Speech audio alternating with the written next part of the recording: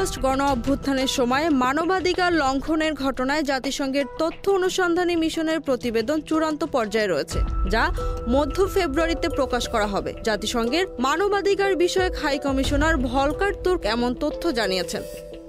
বুধবার সুইজারল্যান্ডের দাভোসে অন্তর্বর্তীকালীন সরকারের প্রধান উপদেষ্টা ডক্টর মোহাম্মদ ইউনূসের সঙ্গে বৈঠকে তিনি এমন মন্তব্য করেন। বিশ্ব অর্থনৈতিক ফোরামের বার্ষিক সম্মেলনের ফাঁকে দুই নেতার মধ্যে এই বৈঠক হয়েছে। শিক্ষার্থীদের নেতৃত্বাধীন গণ অভ্যুত্থানের সময় অপরাধের তদন্ত করায় জাতিসংঘের মানবাধিকার কমিশনকেও ধন্যবাদ জানিয়েছেন প্রধান উপদেষ্টা। জুলাই বিপ্লবের সময় ঘটিত মানবাধিকার লঙ্ঘনের অভিযোগ তদন্তের জন্য অন্তর্বর্তী সরকারের আমন্ত্রণে বাংলাদেশে কাজ করেছে জাতিসংঘের তথ্য অনুসন্ধানী মিশন। 1 জুলাই থেকে 15 আগস্ট পর্যন্ত সংঘটিত মানবাধিকার লঙ্ঘনের অভিযোগ খতিয়ে দেখছে তারা।